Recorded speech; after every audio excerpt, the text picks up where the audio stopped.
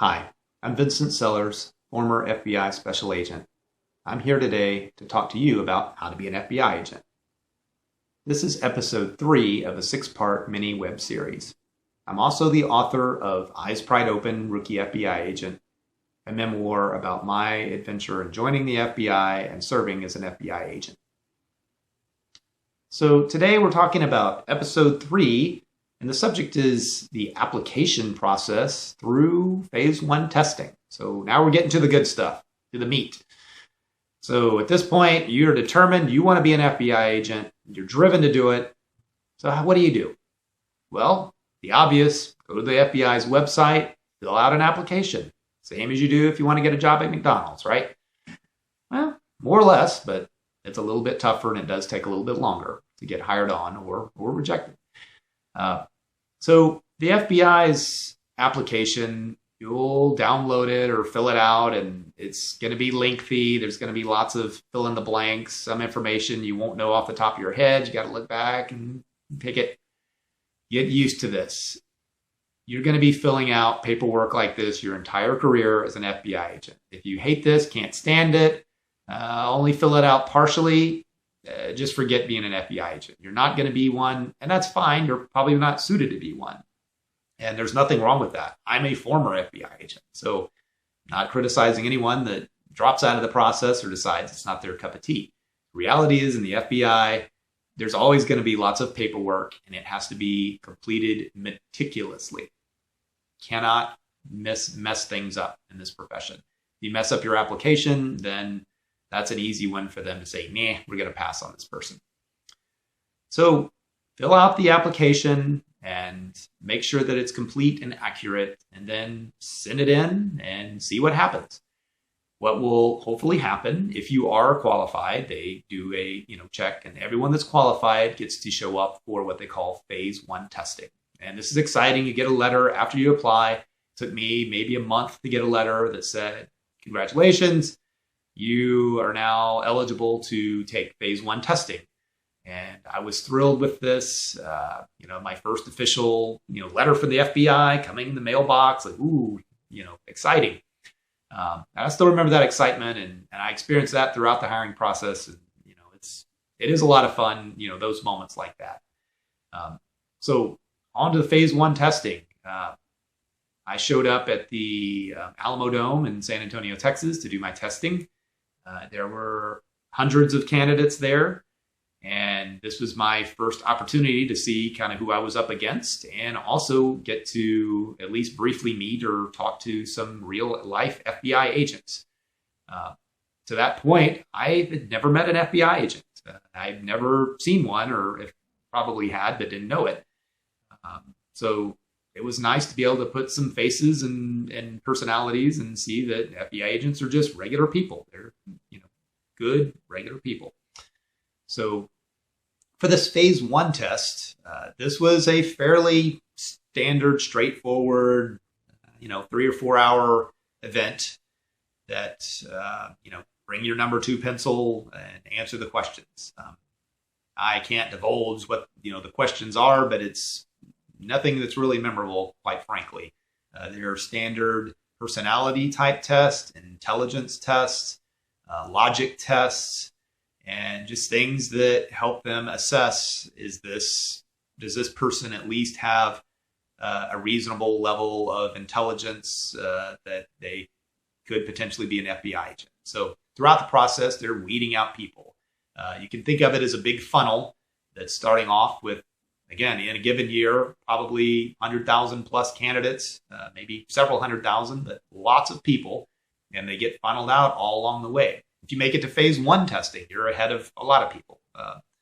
If you make it beyond there, then you're ahead of the game. So bottom line, when I took that phase 1 test, I was dedicated beyond anything that I've ever wanted or been dedicated toward. So I was laser focused. I dressed professionally, even though I knew there'd be hundreds of other people. I thought, well, maybe I can make a positive impression and, at least give myself a small advantage. I don't know if that helped or did not. The way I presented myself and just very briefly, asking a couple of good questions and talking to agents. They don't have time just to chat with everybody. I mean, it's, again, there's hundreds of people there, but I did everything I could to at least not stand out as being an idiot. And when I took the test, I sat in the very front row of where you could for the testing, and, with laser focus, paying attention to every single word and just giving it my all. So that's all that you can do. That's all anyone can do, is give it their all. So if you're really dedicated to being an FBI agent, then just give it your all and let the chips fall where they may. So after taking that phase 1 test, then I had to wait again, get used to that, and the FBI, another period of time, probably several weeks, and then found out, got another letter. Guess what? You passed phase 1. Congratulations. Now you need to send in a more detailed application, photo, and then they go from there. So at that point, then you know that you're making your way through the process. So you pass phase 1. That's excellent. Now you can really start making an impact, and everything that you do, I firmly believe, contributes towards your luck. And a lot of becoming an FBI agent, said it before, is luck. Well, you can make your own luck, at least to some degree. So after I found out that I passed phase 1, they had a deadline to fill out a very detailed background history. So your initial application is fairly lightweight, if you will, or fairly standard. Just make sure that they know that you meet the minimum qualifications. The secondary application beyond phase 1 and before phase 2 is the most important one, in my opinion, because it really paints that picture of who you are and what your background is. And it's also the area that if you screwed up, they're asking you, have you ever been arrested? You've done drugs and all these things. Be prepared to answer honestly. Now, if you have been, if you've been arrested once for something, it's not necessarily the end of the world, depending on what the severity is. I mean, I personally hadn't been arrested, but I had had my fair share of speeding tickets, and it was a concern for them. I still made it through the process, fortunately, but they're looking to see if you have a disregard for the law. And all I can stress is make sure you answer everything honestly. Everything that you have on that piece of paper, at some point, if you make it far enough in the process, you'll be backing that up while taking a polygraph test. So you got to be honest. And if you're not, then it's going to come back and bite you and be that much more painful down the road. And you won't be an FBI agent. So just be honest. If it's, if they don't like it, if you smoke pot too many times, and they allow a few, I don't remember now what the latest is. I think they allowed 10 times last I checked in, but again, encourage you to research that if you do that.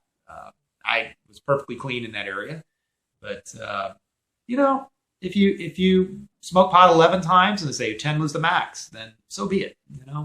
Go on and do something else. It's not the end of the world, and it seems like it. Again, I know I've been in your shoes going through this process. And it means everything to you to become an FBI agent. If you don't, feel like the world's over, but it's not. Just keep that in mind.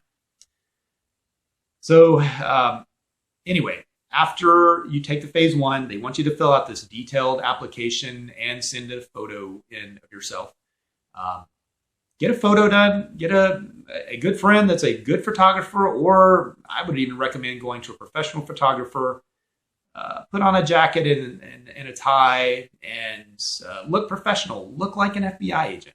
Don't send in, your snapshot of you at the lake holding a beer. That's not what they want to hire. They want to hire people that look like FBI agents. Pretend that you've got to go to court and testify, and then go get a photo made of yourself wearing that same attire. And that can only help you.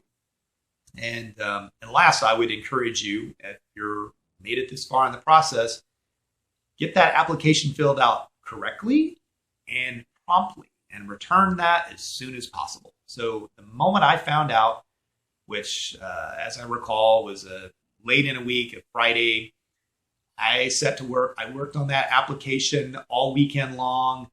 We're going to have to pick up the phone and do research on, what were your addresses in college, everywhere you lived, who was your property manager there. I mean, things that you haven't even thought of in ages. Get ready to do some quick investigative work. Fill that thing out correctly and get it back quickly. So I overnighted mine. I, FedEx mine back to the FBI office and made sure all my ducks were in a row and thought, well, if, who knows how many people, dozens of people probably at that point had passed the phase 1 testing, maybe even hundreds in my region.